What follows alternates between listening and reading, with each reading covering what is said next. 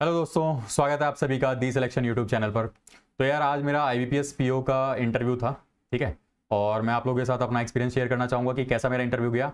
जिन लोगों का भी आने वाला है इंटरव्यू वो इस वीडियो को पूरा देखना, जिनका नहीं भी है वो भी पूरा देखना, क्योंकि यार अगर आप लोग को एक बैंक पीओ बनना है तो कभी ना कभी इंटरव्यू तो दोगे ही आप लोग भी, ठीक है। तो इसलिए देखना कि क्या क्या चीज़ें आप लोग को फेस करनी पड़ती है इंटरव्यू में, ओके। उससे पहले मैं एक बात आप लोगों से यहाँ पर कहना चाहूँगा, जिस लोग का जिनका भी आरआरबी क्लर्क मेंस निकल चुका है, पेपर निकल गया है, तो प्लीज़ आप लोग मुझे मेल करके बताएं, ठीक है, कि आप लोग कौन से स्टेट से थे और आपके कितने मार्क्स आए हैं, सिलेक्शन हुआ कि नहीं हुआ, ठीक है। मेल आईडी आपको डिस्क्रिप्शन बॉक्स में मिल जाएगी। वैसे मेरी मेल आईडी है anup.thakur2011@gmail.com, ठीक है ना। आप लोग को ये डिस्क्रिप्शन बॉक्स में दिख जाएगा। प्लस एक टेलीग्राम ग्रुप भी है यार, उसको भी ज्वाइन कर लेना आप लोग, ठीक है। डिस्क्रिप्शन में आपको उसका लिंक मिल जाएगा। तो चलिए बात करते हैं कि किस तरीके की शुरुआत हुई। इसमें मैं आप लोगों को ये भी बताने वाला हूँ कि डॉक्यूमेंट्स क्या क्या रिक्वायर्ड होते हैं, ठीक है। कई लोगों को डॉक्यूमेंट्स का कंफ्यूजन होता है कि क्या क्या डॉक्यूमेंट लेकर के जाने हैं। तो देखो यार, जब आप लोग एंट्री करोगे ना तो पहले तो आप लोग को पैनल के हिसाब से बिठा दिया जाएगा वहां पर, ठीक है। सभी पैनल मिक्स ही बैठे होते हैं। उसके बाद एक एक करके आपको बुलाया जाता है, डॉक्यूमेंट वेरिफिकेशन होता है। तो देखो थोड़ी सी बात कर लेते हैं डॉक्यूमेंट वेरिफिकेशन के बारे में कि ज्यादा आपको जरूरी क्या चीजें हैं कि जिस वजह से आपको निकाला ना जाए, ठीक है। देखो 10th की मार्कशीट होनी चाहिए, 12th की मार्कशीट होनी चाहिए। आपने जो ग्रेजुएशन किया अगर सेमेस्टर वाइज है तो सेमेस्टर वाइज मार्कशीट, या फिर कंसोलिडेट मार्कशीट है तो वो भी चलेगा। अगर आपके पास में डिग्री है तो ठीक है, प्रोविजनल है तो भी चल जाएगा। और जो भी आपका कास्ट सर्टिफिकेट है, ओबीसी से हो तो वो, ईडब्ल्यूएस से हो तो, ठीक है ना। ईडब्ल्यूएस का ध्यान रखना आपका पुराना ना हो, ठीक है ना। मतलब आपका ये फाइनेंशियल ईयर 2021 का होना चाहिए। अगर पुराने वाला होगा तो डिपेंड करता है यार। अगर मुझे नहीं लगता कि शायद वो आपको अलाउ करेंगे, क्योंकि मेरे सामने की ये बात है कि 2 बच्चों को उनको बिल्कुल अलाउ नहीं किया गया। और काफी ज्यादा सोचो कि कितनी ज्यादा टेंशन हो गई होगी, ठीक है। तो इसीलिए जिनका भी ईडब्ल्यू सर्टिफिकेट है तो देख लेना भाई कि रिन्यू किया हुआ होना चाहिए वो, यानी कि 20-21 का आपके पास में होना चाहिए। तो बात करते हैं कि इंटरव्यू कैसे हुआ। देखो डॉक्यूमेंट वेरिफिकेशन हो जाने के बाद में जो है फिर एक एक करके नंबर आता जाता है। आपका जब नंबर आएगा फिर आप अंदर गए। इस बार इंटरव्यू ने किया क्या, देखो जैसे ही मैं अंदर घुसा, अब मेरा नाम है अनूप ठाकुर।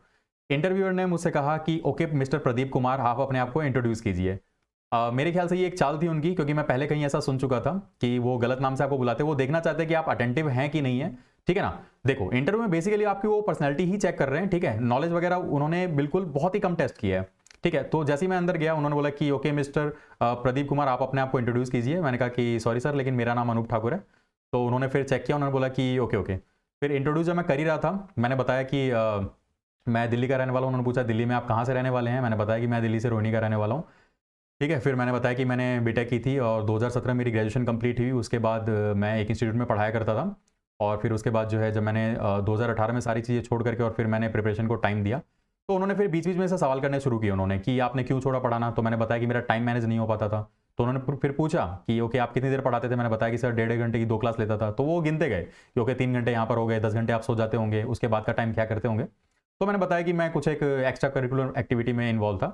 फिर उन्होंने पूछा कि जब आप तैयारी करते थे तो फिर आप कितना टाइम देते थे। तो मैंने बताया कि सर मैं 6 to 8 आवर दिया करता था। फिर पूछने लगे कि आप कौन सा सब्जेक्ट सबसे ज़्यादा पढ़ते थे। तो मैंने बताया कि रीजनिंग में पजल्स वगैरह बहुत इंपॉर्टेंट थे, तो मैंने पढ़ा। तो उन्होंने एकदम से एक सवाल कर दिया मेरे से कि चंडीगढ़ में एक आदमी जो है दिसंबर की रात को सोया हुआ है, रात के 2 बजे बारिश हो जाती है और फिर वो नीचे भाग करके जाता है तो ताला लगा हुआ है, तो क्या करेगा। तो एक्चुअली में वो यहाँ पर जज करना चाहते थे कि मैंने सवाल ध्यान से सुना है या नहीं सुना, और शायद मैंने सवाल ध्यान से सुना नहीं था, क्योंकि मैंने बोला कि सर बारिश हो रही तो वो बाहर क्यों गया। तो उन्होंने बोला अरे बारिश हो रही, वो भीग जाएगा। मैंने कहा ठीक है, नीचे बाहर जाने की क्या जरूरत है, वो अपने घर में जा सकता है नीचे। बोला नहीं, कोई घर नहीं है उसका, भाई उसका सो रहा है, ताला लगा हुआ है, ठीक है, वो भीग रहा है। फिर उन्होंने मुझसे कहा कि आपने लगता है मेरा सवाल ध्यान से नहीं सुना। मैंने कहा कि दिसंबर की रात है, तो दिसंबर की रात में वो छत पे क्यों सोएगा, बहुत ठंड होती है।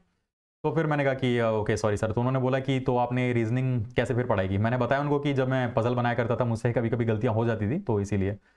देन फिर यहाँ पर एक थोड़ा सा मुझे लगा कि मतलब उन्हें शायद ऐसा लगा होगा कि मैं यहाँ पर नर्वस हो जाऊंगा, लेकिन मैं यहाँ पर बिल्कुल भी नर्वस नहीं हुआ। कॉन्फिडेंस मेरा बिल्कुल बरकरार था। देन उन्होंने कई सारे मुझसे क्वेश्चन पूछे। उन्होंने बोला कि अगर आपको ब्रांच मैनेजर बना दिया जाता है और आपसे अगर बोला जाता है कि 10,000 अकाउंट आपको खोलने हैं और आपके पास में जो है मतलब कि टाइम बहुत कम है और स्टाफ भी बहुत कम है, तो मैंने कहा कि मैं स्टाफ को बोलूंगा कि ओवर टाइम थोड़ा सा काम करें। उन्होंने कहा कि नहीं, आप ओवर टाइम नहीं करवा सकते।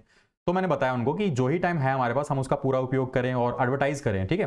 जैसे कि बाहर की पब्लिक है तो उसे एडवर्टाइजमेंट के थ्रू मैं बता सकूं कि किस लिए हमारा बैंक ज़्यादा बेटर है उन लोग बाकी बैंक से, ठीक है ना। तो ये सब मैंने उनको बताया और फिर मतलब कि उनको थोड़ा सा सेटिस्फेक्शन लगा कि हाँ चलो ठीक है। और बाकी फिर उन्होंने पूछा मेरे से एक क्वेश्चन की जैसे एक ठेले वाला है, अगर आपसे आकर के वो 50,000 का लोन मांगता है, मतलब चाय बनाता है वो, और 50,000 का लोन मांगता है, तो आप क्या दोगे। तो मैंने उनको बताया कि मुझे पहले जानना होगा कि वो कैसा है, कितनी उसकी कमाई है। तो उन्होंने बताया कि वो आपके ब्रांच के बाहर ही बैठता है, 5,000 की चाय तो आप ही पी जाते होंगे, कुछ इस तरीके से।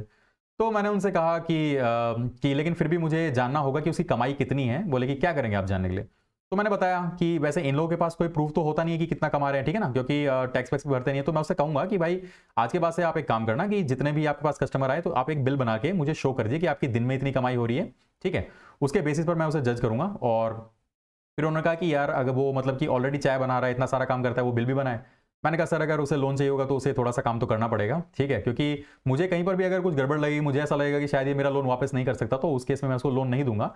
हाँ, मैं उसे लोन ज़रूर दूँगा अगर उसके मतलब कि मुझे ऐसा लगेगा कि ये लोन वापस कर सकता है और इसकी कमाई अच्छी खासी है। क्योंकि हो सकता है अभी मैं इसको 50,000 का लोन दे रहा हूँ, मे बी अगर ये मुझे टाइम पे लोन चुका दे, अगली बार ये 1 लाख का लोन माँगने आए, ठीक है? फिर मैंने उसे बताया कि मतलब उन्हें मैंने बताया कि हो सकता है कि मैं उसे मतलब कि और गाइड करूँ कि इस तरीके से आप अपने बिज़नेस को बढ़ा सकते हो, ठीक है ना? और सैंडविच लगा सकते हो साथ में चाय के साथ-साथ, तो कुछ-कुछ मैंने चीज़ें बताई, तो थोड़ा-सा मुझे सैटिस्फैक्शन दिखा। फिर उन्होंने पूछा कि आप एक कॉबलर को क्या एमएसएमई के तहत लोन दोगे? तो मैंने कहा नहीं।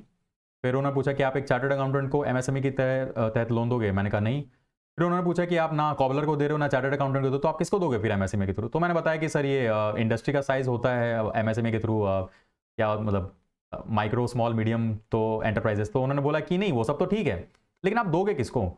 तो मैं एक्चुअली समझ नहीं पा रहा था वो कहना क्या चाह रहा है। मैंने कहा कि सर एक्चुअली इंडस्ट्री का साइज़ देखना पड़ेगा। बोले नहीं, नहीं इंडस्ट्री का साइज़ तो जो है फिक्स है। आप लेकिन दोगे किसको? क्या करते होंगे वो लोग जो आप दें? क्योंकि आप कॉबलर को नहीं दे रहे हो, आप चार्टर्ड अकाउंटेंट को नहीं दे रहे हो, तो आप दोगे किसको? फिर मैंने बताया कि सर एक्चुअली मतलब कि प्रोडक्शन से रिलेटेड और मैन्युफैक्चरिंग से रिलेटेड जो इंडस्ट्री है उनको दिया जाता है। तो फिर मतलब उन्होंने कहा कि हाँ। और फिर मतलब कि सभी मेंबर्स मिलकर के ही पूछ रहे थे मुझसे। उसके बाद मतलब एक मैम थी तो उनसे सर ने कहा, जो चेयरमैन थे उन्होंने पूछा कि आपको कुछ पूछना है? तो उन्होंने कहा कि नहीं। उसके बाद उन्होंने बोला कि thank you so much Anoop, बढ़िया लगा आपसे बात करके। उसके बाद फिर जब मैं बाहर आया, मुझे ऐसा लगा था कि शायद मेरा इंटरव्यू थोड़ी-सी देर के चला, लेकिन जब मैं बाहर गया तो जो बाहर मेरा दोस्त बैठा था उसने बताया कि 10 मिनट एक्चुअली लग गए हैं तुम्हें गए हुए। तो एक्चुअली ऐसा ही होता है, हमें नहीं पता चल पाता कि इंटरव्यू कितनी देर तक हमारा चला है, ठीक है ना? हम बस जवाब देने में लगे होते हैं, खुद को डिफेंड करने में लगे होते हैं। तो ये मेरा मतलब कि एक छोटा-सा रिव्यू था। आई थिंक ठीक गया है, एवरेज आप इसको कह सकते हो या ठीक ही गया। अब देखना होगा कि मार्क्स कितने मिलते हैं। ठीक है ना? तो जिनका भी इंटरव्यू है, मैं आपसे कहना चाहूँगा कि ज़रूरी नहीं कि आप बहुत ज़्यादा बैंकिंग अवेयरनेस को एकदम डिटेल में पढ़े जा रहे हैं, ऐसा मत करो, ठीक है? हाँ, थोड़ा बहुत ज्ञान आपको ज़रूर होना चाहिए बैंकिंग अवेयरनेस का, लेकिन बेसिकली आपकी पर्सनैलिटी टेस्ट कर रहे हैं, वो आपको सिचुएशन में ज़रूर डालेंगे कि आपको ये बना दिया जाए, वो बना दिया जाए, कैसे हैंडल करोगे? और ध्यान रखना कि वो हमेशा आप चेक करेंगे कि ये प्रेशर में आ रहा है कि नहीं आ रहा। तो चाहे जो हो जाए, आपको अपना जो एक कूल माइंड है ना, वो खोना नहीं है, ठीक है? बाकी सारी चीज़ें मैनेज हो जाएँगी। तो इस वीडियो में सिर्फ इतना ही। अगर आप लोगों को ये वीडियो अच्छी लगी है तो प्लीज़ इसे लाइक कर दीजिएगा और चैनल को सब्सक्राइब कर दीजिएगा। और बाकी किसी की भी कोई भी क्वेरी हो तो प्लीज़ कमेंट सेक्शन में लिखिए। मैं कोशिश करूँगा कि मैं उसको रिज़ॉल्व कर सकूँ। Okay, thank you.